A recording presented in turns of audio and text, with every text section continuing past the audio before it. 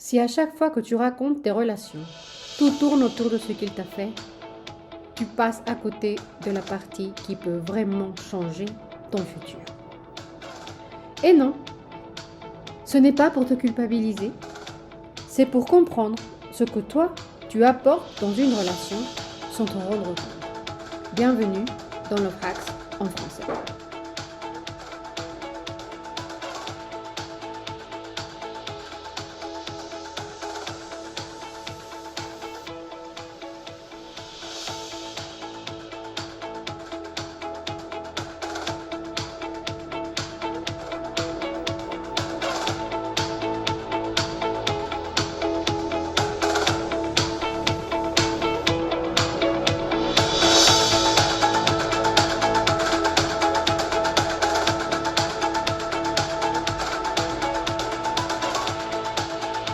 Salut et bonsoir à tous, ici c'est Maïkaëla.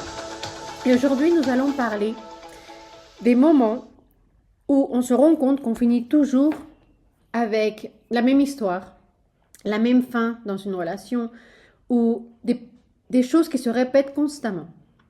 Et donc on va parler de ça ce soir.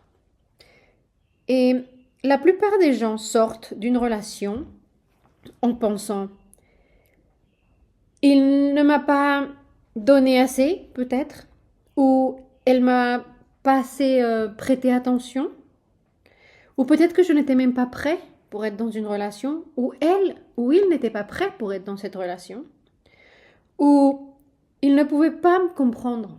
Il n'arrivait pas du tout à me comprendre. Et parfois, oui, c'est vrai, ça peut arriver. Mais si c'est pas toute l'histoire, peut-être que c'est même pas toute l'histoire. Peut-être que tu restes bloqué, toi aussi.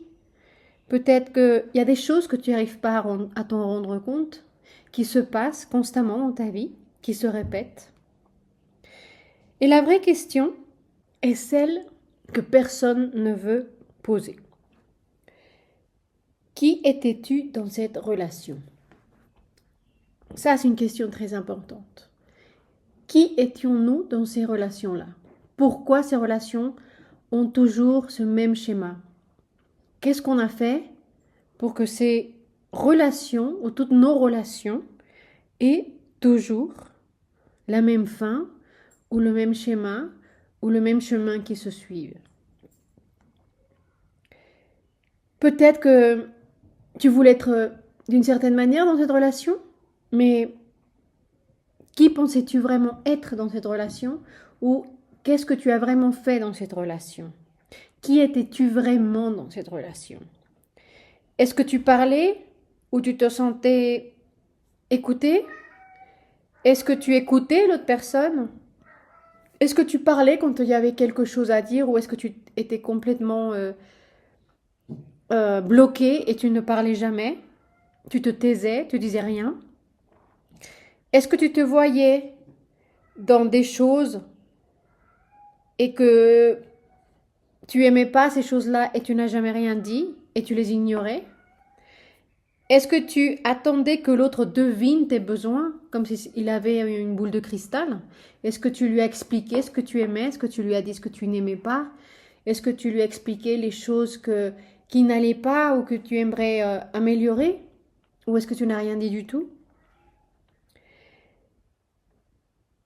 Si tu n'as jamais parlé, c'est très difficile pour que cette personne puisse savoir ce qui ne marche pas dans la relation ou les choses que tu n'aimes pas de l'autre personne dans la relation. Mais il est certain qu'il y a toujours des modèles de comportement qui se répètent. Et parfois, on ne veut pas les voir, on veut pas en être conscient de leur existence et on a une tendance à les mettre aux oubliettes ou à les ignorer, même quand des gens qui sont en dehors de nos relations, qui travaillent avec nous ou qui sont des personnes qui sont souvent avec nous, se rendent compte de nos modèles de comportement et nous le font voir parce que quelque chose s'est passé au travail ou on a une façon d'agir ou de s'exprimer ou de réagir qui n'est pas seulement quelque chose qui se répète dans nos relations, mais dans notre vie quotidienne. Et des fois, ils nous font les remarques ou des fois même, on nous appelle pour nous parler sur ce sujet parce que c'est quelque chose de désagréable et même parfois ça peut causer des conflits. Et même quand quelqu'un nous dit de l'extérieur à notre relation ou à notre vie de couple sur ce sujet-là, on a cette tendance à se sentir un peu agressé, se dire oh là là, je me suis fait gronder au travail aujourd'hui et ils m'ont dit la même chose que toi, machin. Et le lendemain, comme par hasard des choses, on a décidé que c'était pas grave et on a tout oublié et on change rien. Ce qui fait que notre modèle de comportement ne se soigne pas, ne s'améliore pas et on a toujours les mêmes problèmes constamment dans nos relations. Donc, si tu constates que tes relations se terminent toujours de la même manière, ce n'est pas un hasard. C'est un schéma de comportement. C'est un schéma qui ne change pas. Et juste parce que la personne change, c'est-à-dire tu changes de partenaire, parce que ta relation, encore une fois, s'est terminée pour les mêmes motifs qu'avant, ou par des motifs qui se ressemblent beaucoup à ceux que tu as eu auparavant, le fait de changer de couple ne va pas changer ce schéma de comportement, ce modèle de comportement. C'est un peu comme les gens qui pensent que ils vont déménager, qui vont changer de pays, qui vont tout commencer depuis le début, des zéros, parce qu'ils connaissent personne. Et ils pensent fortement que le fait de partir dans un nouveau pays où ils connaissent personne, tous ces problèmes vont disparaître. Et en fait, ils se rendent compte que même après être partis et d'avoir déménagé à l'autre bout du monde, ils continuent à avoir les mêmes problèmes. Les mêmes histoires, les mêmes bagarres, les mêmes remarques. Et ça n'a rien changé. Et bien c'est pareil lorsque notre relation se termine et on commence avec une nouvelle personne. Nos problèmes qui nous poursuivent depuis des années, peut-être depuis qu'on est petit, peut-être depuis quand nous avons terminé notre première relation et on a peut-être eu un problème là qui nous a marqué et nous a fait et nous a appris à nous comporter de cette manière, ne va pas partir. Et surtout, il faut comprendre quelque chose, elle ne fait pas partir du passé. Si nous n'arrivons pas à comprendre que ce schéma vient de loin et que pour le changer, on doit l'affronter, on doit vouloir le travailler et l'accepter pour le changer, ce schéma de comportement est toujours présent dans notre vie et notre relation actuelle. Pourquoi elle est toujours présente ? Parce qu'à chaque fois qu'il y a un conflit, où il y a un problème, où il y a une situation qu'on n'arrive pas à gérer, notre schéma va sortir, va réapparaître et va, encore une fois, causer les mêmes problèmes qu'on avait auparavant dans nos relations antérieures. Mais surtout, on doit commencer par comprendre qu'est-ce qui est vraiment une relation. Une relation, ce n'est pas seulement toi. Il n'y a pas qu'une personne dans une relation. Et ce n'est pas non plus seulement l'autre personne. Dans la relation de deux personnes, il y a toujours deux personnes. Donc, c'est ce qui se passe entre vous qui est la relation. La relation est formée de toutes ces choses qui arrivent entre vous deux, entre deux personnes qui essayent d'avoir une maison, une famille. Et même, ça peut être entre vous et vos parents, vous et vos enfants, vous et vos amis. C'est pas obligé que ça soit une relation amoureuse. Mais dans ce cas-là, que nous sommes en train de parler d'une relation amoureuse, c'est ce qui se passe entre vous et votre partenaire. Les discussions, les moments de partage, tout ça. Et surtout dans les moments de tension, lorsque la vie n'est plus si rose et qu'il y a des problèmes à affronter, puisque la vie, elle est compliquée. C'est surtout voir comment cette personne réagit, comme l'autre répond, et comment cette personne se transforme par rapport à ce que vous faites, à ce que vous dites et à ce que vous à vos réactions. Et c'est pareil pour elle. Elle doit voir comment vous réagissez, comment vous allez répondre et comment vous allez vous transformer par rapport à ces réactions et à ces façons de vous répondre. C'est ça la relation. Et quand tu dis quelque chose, eh ben l'autre il va réagir d'une manière ou d'une autre. C'est pas possible que l'autre personne n'ait aucune réaction. Cette réaction peut être carrément quelqu'un qui va crier, qui va peut-être réagir d'une manière plutôt agressive, ou plutôt elle va se renfermer, ou non seulement elle va se renfermer, mais elle va rien dire. Elle va vous laisser faire. Elle va vous regarder et elle va peut-être arrêter de vous parler pendant quelque temps. Et sans se rendre compte,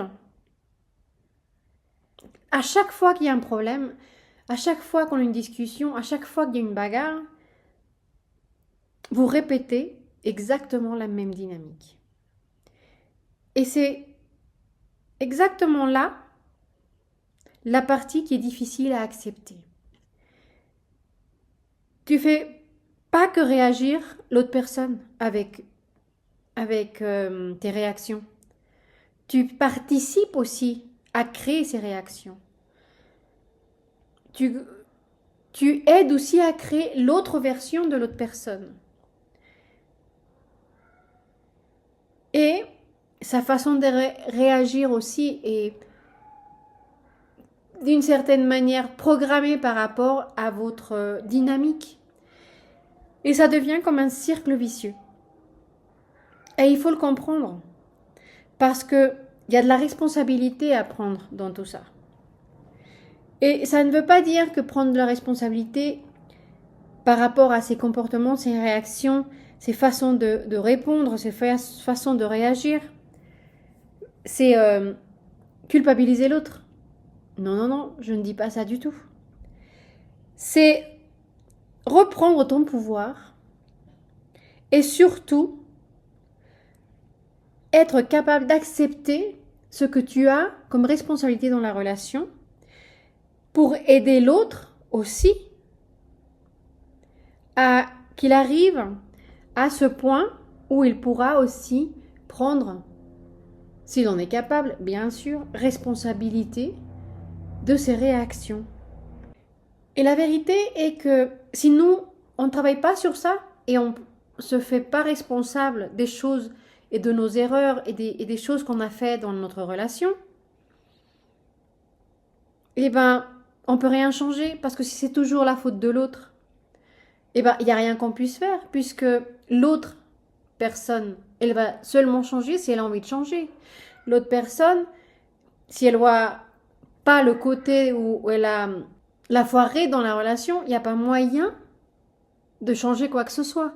C'est pour ça que c'est si important, excusez-moi, de être capable, de être conscient et de prendre responsabilité de nos actes. Le problème, lorsque nous sommes dans un cercle vicieux, c'est qu'on n'arrive pas à arriver à une solution. On est toujours en train de culpabiliser l'autre et l'autre de nous culpabiliser. Et ça retourne en rond et en rond et en rond et on n'arrive nulle part. Et c'est vraiment catastrophique. Parce que si moi je t'agresse, la réponse de l'autre peut être un silence infernal. Et moi je peux continuer à m'énerver, à crier comme un malade. Et l'autre personne ne va rien me dire et ça va encore me faire réagir d'une manière beaucoup plus forte et je vais sentir une frustration énorme. Ou d'un autre côté, l'autre personne, elle va réagir de la même manière que moi. On va se crier dessus comme des malades et on va pas s'écouter et on n'arrivera nulle part.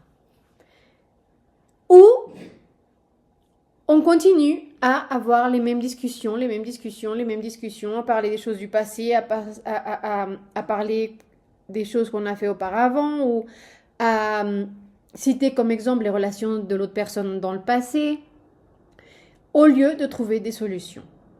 Et ça fait qu'on n'arrive pas à avoir une communication correcte qui nous aide à trouver des solutions à nos problèmes. Et donc, on continue à circuler dans ce cercle vicieux qui n'aura jamais de sortie, qui n'aura jamais de solution.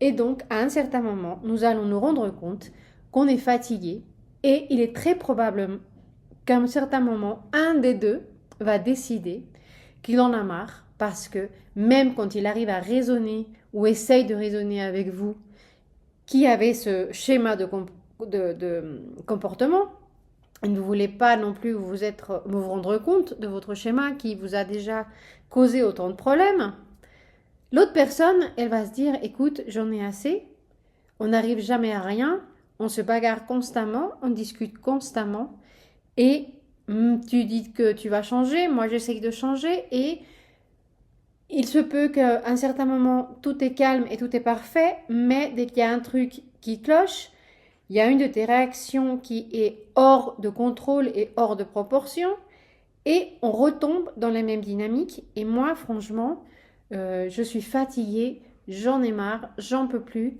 et je ne veux plus continuer à discuter et à lutter contre une situation que je ne peux pas changer. Et franchement, je ne veux plus être dans cette relation et je préfère partir et terminer. Et donc, c'est là que le fait de ne pas être capable de changer, de prendre responsabilité de nos actes, euh, des deux côtés, hein, parce qu'évidemment, il y en a un qui peut être plus compliqué que l'autre. C'est toujours, on est toujours des humains, on est toujours compliqué, on est toujours imparfait comme être humain. Mais si on a déjà ce schéma de comportement et on a toujours eu ce comportement et on finit toujours par avoir la même discussion dont je viens donner un peu un exemple, et bien évidemment cette personne va se fatiguer et elle va nous dire qu'elle en a assez et elle va partir.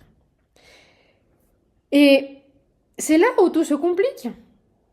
Parce qu'une fois que c'est parti et qu'on n'a pas pris aucune responsabilité, on n'a jamais essayé de changer, quand une relation se termine, on se demande souvent pourquoi il m'a fait ça. Et on ne se demande pas seulement pourquoi il m'a fait ça. On se demande qu'est-ce qu'on a pu faire ou pourquoi elle ne nous a pas compris. Mais c'est pas elle qu'il faudrait toujours demander qu'est-ce qui s'est passé. Il faudrait peut-être nous demander à nous-mêmes qu'est-ce qui s'est passé. Qu'est-ce que j'ai ignoré dans cette relation? Qu'est-ce que j'ai pas voulu voir?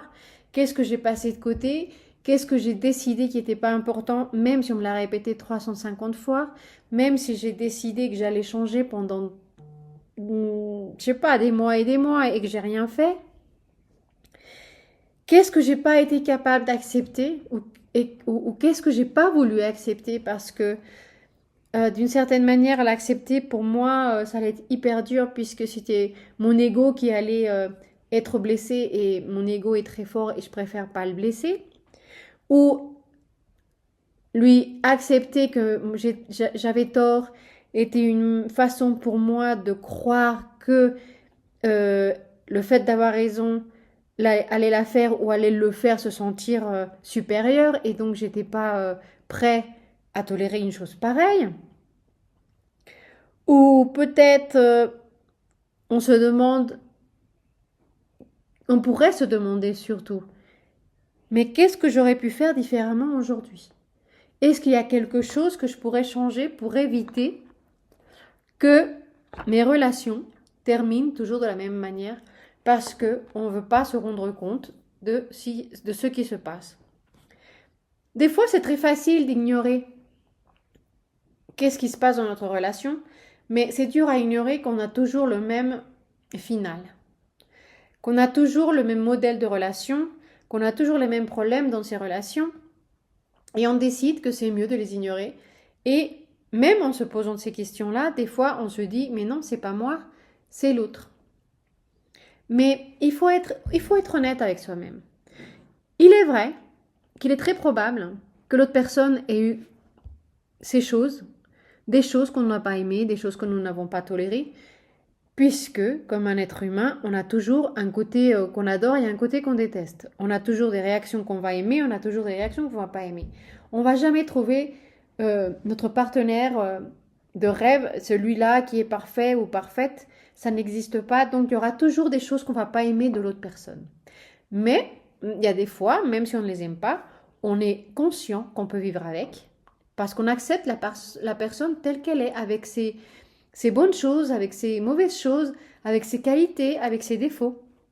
Mais si nous, on ne veut jamais accepter nos défauts, parce que admettre qu'on a des défauts, même si on le sait, hein, mais admettre qu'on a des défauts que constamment on nous fait voir et que nous, on croit que c'est pas du tout ça, parce que les gens exagèrent par rapport à ce qu'ils disent et à nos réactions,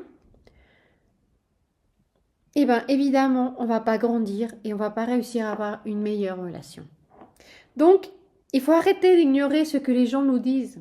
Surtout si c'est quelque chose qui va plus loin que notre partenaire, si c'est quelque chose qui nous poursuit, comme j'ai dit tout à l'heure au boulot ou dans la famille ou des amis qui nous disent toujours la même chose, mais tu as des réactions qui sont pas normales, ou tu as des réactions qui sont hors de proportion, ou tu as une façon de réagir qui n'est pas logique. Il faudrait peut-être les écouter, ou peut-être ta façon de répondre. Je l'aime pas, pourquoi tu réponds toujours aussi brusquement? Et au lieu de trouver des excuses et justifier ce qu'on fait, il faudrait peut-être écouter ce qu'on nous dit et décider de faire une introspection et d'essayer de changer ces choses-là et changer donc notre schéma et notre modèle de comportement pour avoir des meilleures relations. Si on arrive vraiment à travailler, je vous promets que vos vies vont vraiment changer. Le fait de travailler tous ces petits défauts peuvent vraiment nous faire changer la façon dont on vit. Et des fois, on ne se rend pas compte, mais il y a plusieurs exemples qu'on peut utiliser lorsque nous sommes au milieu d'une bagarre. Par exemple, je ne sais pas, il y a des choses que par exemple moi je fais. Lorsque je suis dans une discussion très très forte, il y a un moment où je me dis il faut que ça s'arrête ou on va pas arriver à parler, à guérir, à s'écouter et surtout ça va exploser, on va se dire des choses qu'il faut pas. Moi, ce que je fais, c'est littéralement, je demande 1 heure pour aller marcher, pour aller me promener quelque part, pour faire le vide, pour me calmer, pour écouter les choses positives et essayer de chasser toutes les mauvaises choses de ma tête. Parce que sinon, je suis incapable d'écouter l'autre personne. Il y a un moment, je suis saturée, il y a un moment, je suis trop énervée et je ne veux plus rien écouter. Et je décide donc qu'il vaut mieux que je trouve une manière de me tranquilliser, de me calmer. Et la seule façon que j'ai trouvée pour éviter que mon mari me poursuive pour autour de toute la maison, parce que c'est comme un enfant de 2 ans. Et quand on a des enfants, souvent, ils veulent nous raconter des choses et ils nous poursuivent pendant des heures ou partout dans la maison pour nous parler. Et bien là, c'est pareil. Mon mari, c'est ça. Il a besoin constamment, au moment d'une discussion, de te poursuivre et de te parler et de trouver la solution tout de suite. Et moi, ça m'agace et moi, ça m'énerve et je suis incapable d'arriver à régler ces situations-là parce que franchement, il me gonfle et j'ai besoin d'espace. Donc, je lui demande de me donner 1 heure pour aller marcher, pour aller faire du vélo, pour aller faire du sport, mais pour me dégager des idées et surtout pour calmer mon esprit. Il y a d'autres personnes, comme ma sœur. Ma sœur, dès qu'il y a un problème, elle commence à sentir une certaine tension. Elle rigole. Et c'est pas grave si elle rigole parce qu'il y a une bagarre, je sais pas, ou une discussion forte ou sérieuse. Elle est au funérailles, sa façon de sortir son stress, c'est par l'humour et par le rire. Et ça a toujours été comme ça. Et souvent, il y a des gens qui s'énervent et qui pensent que, surtout si c'est un funérail, elle est en train de manquer un peu au respect de la personne. Mais en fait, c'est sa façon de se libérer, de se calmer, de se tranquilliser, d'enlever tout le stress qu'elle porte à ce moment-là. Et ça fait pareil quand, quand elle a une discussion. C'était pareil quand on était petite, on se faisait gronder et elle rigolait. Et il y a un certain moment que ma mère, elle s'énervait plus et mon père rigolait. Et puis, ça calmait un peu quand même les choses et ça a aidé à un certain moment de avoir une discussion plus claire parce qu'en fait, elle riait tellement qu'à un certain moment même, ma mère, quand elle s'énervait, elle dit c'est bon, c'est bon, c'est bon, c'est bon. Elle finit par rire et donc ça calmait un peu les choses. Et même des fois, elle faisait des petites blagues. Donc à un certain moment, ça calmait un peu les esprits et on était capable d'avoir une conversation un peu plus sérieuse. Donc, évidemment, il y a des moyens de calmer les choses et surtout d'arriver à une situation où on peut parler, où on peut s'écouter, où on peut vraiment essayer d'arriver à une solution ou un accord pour être capable de sauver notre relation et devenir un meilleur partenaire et surtout de faire notre vie plus facile pour nous et pour les autres. Donc, si on fait ça, on va avoir des bonnes solutions et il est fort probable qu'on arrivera à avoir une meilleure relation. Si on ne le fait pas, on va voir qu'on a toujours la même fin et notre relation finira sûrement par partir en cacahuète et ça sera la fin du tout. Mais vous allez me demander, qu'est-ce qui se passe si ma relation, c'est pas tellement une relation où on se bagarre, mais c'est plutôt une question où la monotonie nous bouffe, où on n'a plus rien à se parler, on a l'impression que plus rien ne se passe, on n'a plus du tout de communication. Et j'ai l'impression que ça m'arrive tout le temps.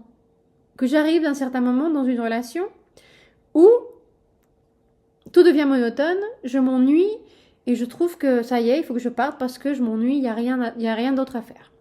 Et voilà, les amis, j'ai encore des solutions parce qu'il y a toujours des solutions. Et en fait, il faut réanimer votre relation. Et comment faire pour réanimer votre relation ? Eh bien, il faut la maintenir, on va dire, vivante, en vie ou énergétique. Et il y a plein de façons. Et pour ça, on peut faire plein de choses. Parce qu'une chose, c'est avoir une relation pleine de vie, pleine d'émotions, pleine d'activités, pleine de choses amusantes. Et l'autre, c'est une relation fonctionnelle où on arrive à vivre avec, mais ça peut devenir un peu ennuyant. Et pour certains, lorsque ça devient ennuyant, c'est parce qu'ils n'arrivent pas à trouver quelque chose qui rende de la vie et l'injecte de vie à cette relation. Et donc, elle est plus vivante. Enfin, c'est comme ça que moi je l'appellerais. Une relation vivante. Et la plupart des gens pensent que c'est parce que l'amour, c'est terminé. Ils pensent que l'amour, il part, c'est fini, il n'y a plus ces sensations fortes, il n'y a plus ces hauts et bas. Et donc, on décide que c'est fini, que la relation, elle est morte. Mais des fois, on peut se rendre compte, même qu'on peut aimer vraiment quelqu'un profondément et se sentir complètement déconnecté de cette personne.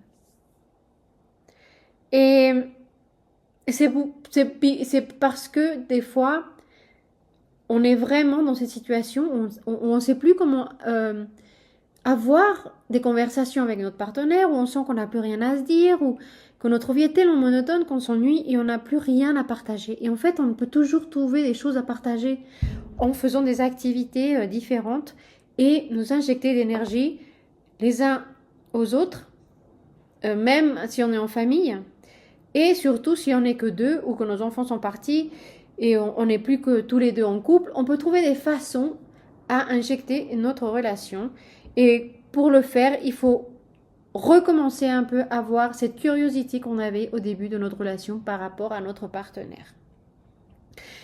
Puisque nous avons grandi depuis le temps qu'on est avec notre partenaire, ou peut-être ça fait pas trop longtemps, mais la monotonie elle nous a déjà frappé parce que ces moments d'énergie et de feux d'artifice sont finis. On n'a plus cette curiosité par rapport à notre partenaire. Mais une des choses les plus simples à refaire, c'est de retrouver cette curiosité. Et même si vous avez plus de... Et surtout, plutôt, si vous avez déjà passé beaucoup de temps avec cette personne dans votre vie et vous avez une relation longue, c'est de retrouver cette curiosité parce que votre partenaire a changé, parce que vous avez changé, parce que vous avez des choses nouvelles que vous n'avez peut-être pas partagées avec, ou une certaine façon de voir la vie qui est différente. Donc, vous avez toujours des choses à partager.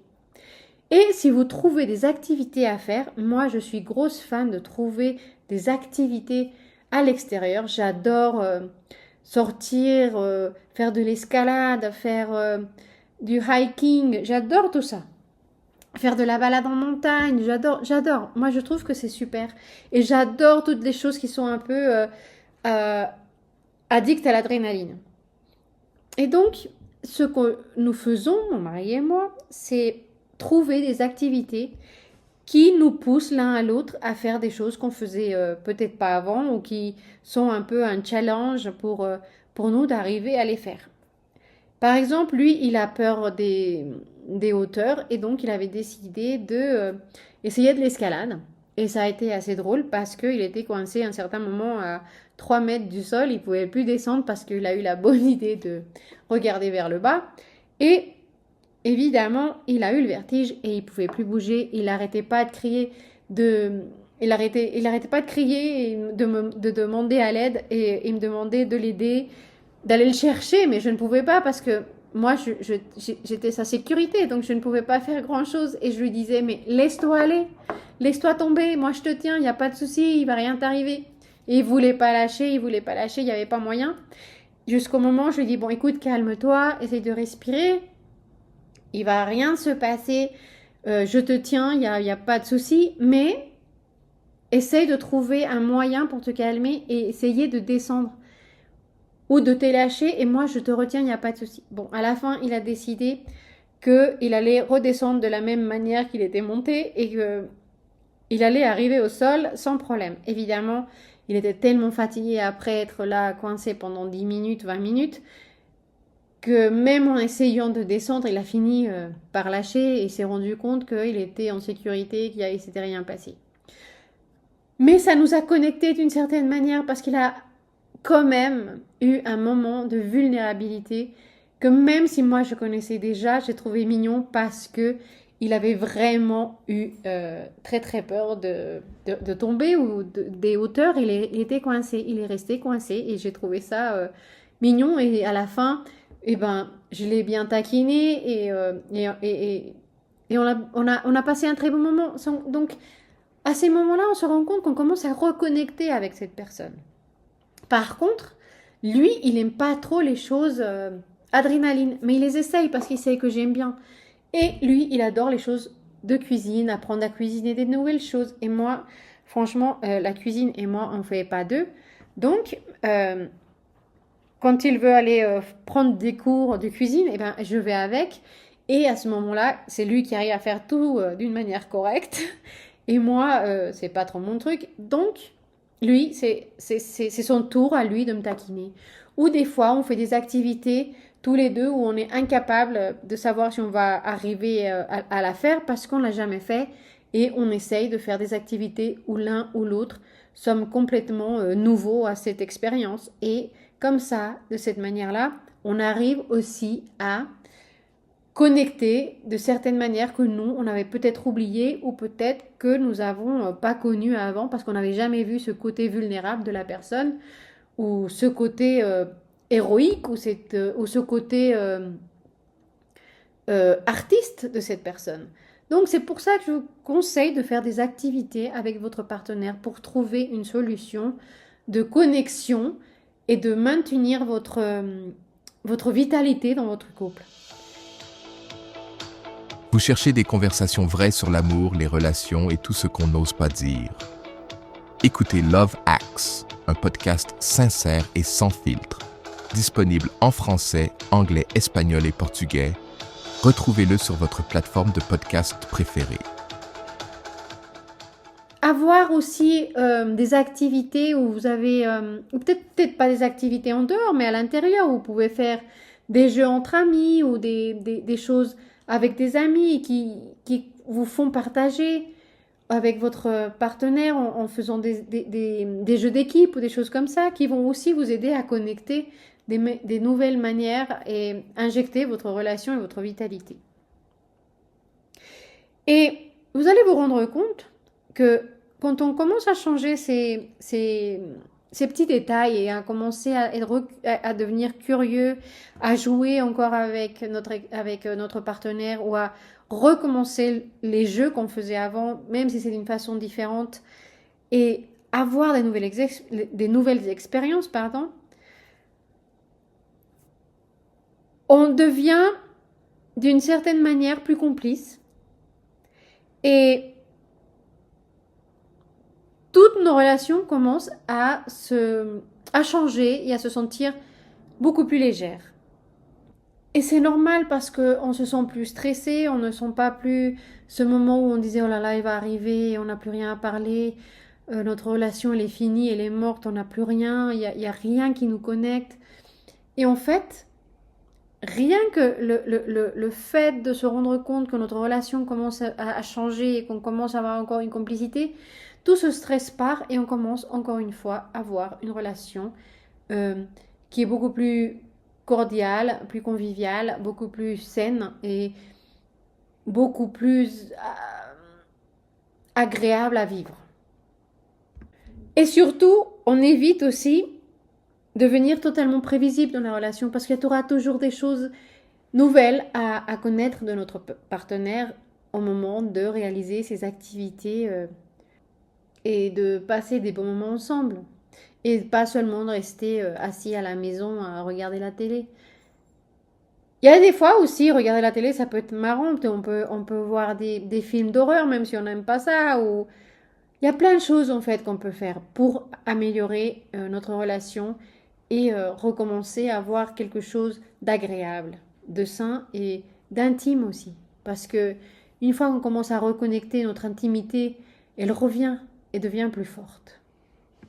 Et comme ça, on évite que notre relation se brise et qu'on ait l'impression que peut-être elle s'est cassée d'un coup.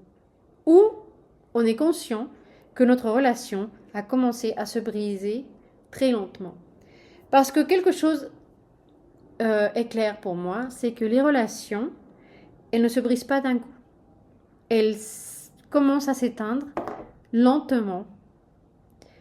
Et c'est vrai qu'avoir toujours les mêmes conversations, ça peut être fatigant, ça peut être ennuyant, surtout qu'on se sent attrapé, encore une fois, dans un cercle vicieux. C'est peut-être plus le cercle vicieux des bagarres, mais c'est le cercle vicieux du quotidien. Où on n'a rien de nouveau, où rien se passe, où c'est toujours comment ça a été ta journée. Très bien, merci. Est-ce que ton travail s'est bien passé? Est-ce que tu as eu des problèmes? Non, et toi? Bah, moi aussi, c'est pareil. J'ai eu une très bonne journée, le travail bien. Et on ne sort pas de là. Et si en plus on a les mêmes disputes, eh ben c'est encore pire. Parce que on n'arrive nulle part, on n'a pas de vie à raconter. Et puis, on a que toujours les mêmes disputes.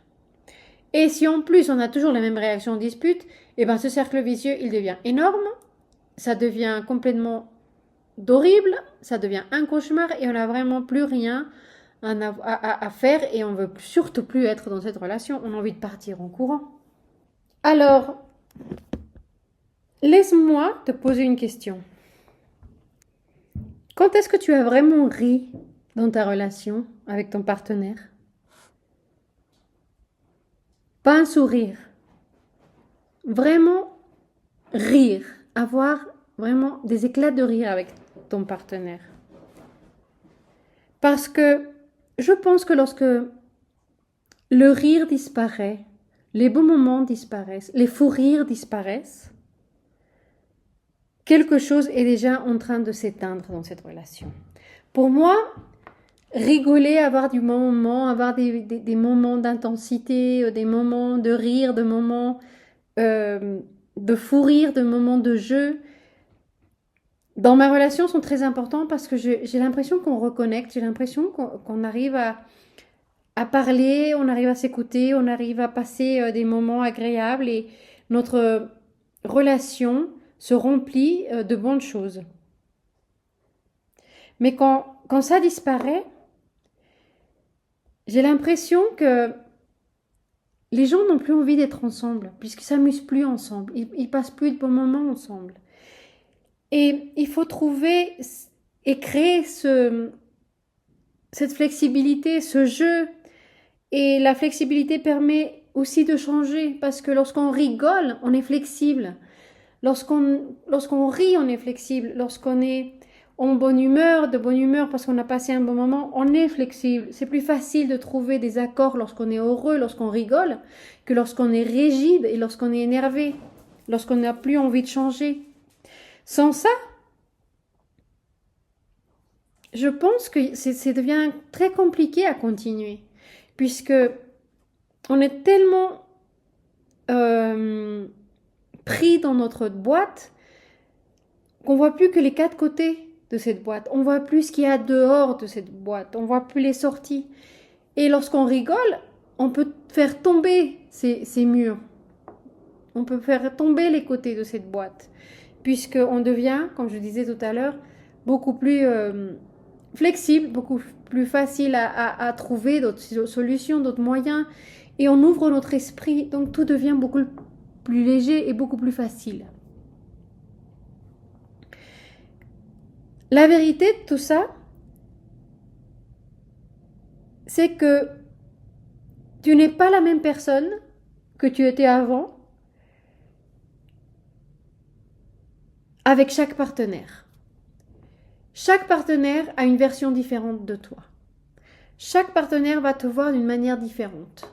Mais ça ne veut pas dire que même si votre partenaire d'aujourd'hui n'est plus celui d'hier ou celui d'avant-hier ou celui de l'année dernière ou celui d'il y a 10 ans,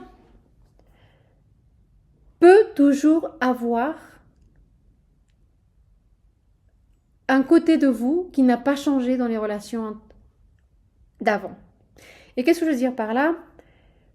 Peut-être que vous avez changé de partenaire et que votre partenaire d'aujourd'hui réagit d'une manière plus souple que l'autre, ou peut-être que l'autre était plus rigide, ou peut-être que l'autre était plus brutal dans sa façon de vous faire voir votre vérité ou votre réalité. Mais à la fin, les problèmes, c'était les mêmes. Et certaines personnes activent des choses en toi de manière différente par rapport à la façon dont elles vont réagir à tes réactions. Et d'autres vont te faire réagir ou pas réagir du tout. La question ici, c'est si tu sais ce qui s'active en toi. Et le but, ce n'est pas de trouver quelqu'un de parfait, mais c'est de te comprendre assez pour pouvoir changer et faire tous les changements que nous venons de parler dans ce podcast. Et arrêtez de répéter ce qui ne fonctionne pas tout le temps dans vos relations. Pas de changer l'autre et pas en changeant l'autre, mais en arrêtant de s'abandonner à soi-même. J'espère que ce podcast vous a plu. J'espère que tous les petits axes qu'on vous a donnés aujourd'hui peuvent vous aider à voir plus profondément ce qui se passe en vous ou dans votre partenaire ou dans vos réactions qui peut-être traînent depuis très longtemps dans vos vies. J'espère aussi que si vous connaissez quelqu'un qui peut être aidé par ce podcast, vous pouvez lui partager. Et surtout, que on est vraiment là pour vous aider et à trouver des solutions pour faire votre vie de couple beaucoup plus simple. Et je vous remercie de nous écouter chaque semaine. Et n'hésitez pas à nous écrire et à nous dire ce que vous aimez dans notre podcast et les choses que vous aimeriez parler aussi, des sujets que vous voulez toucher, des sujets qui vous tiennent à cœur. On sera vraiment très ravis d'en parler et de faire un podcast à propos de ça. Donc, je vais vous quitter maintenant. Je vous souhaite une excellente soirée et j'espère vous revoir la semaine prochaine. Et à bientôt. Allez, ciao ciao!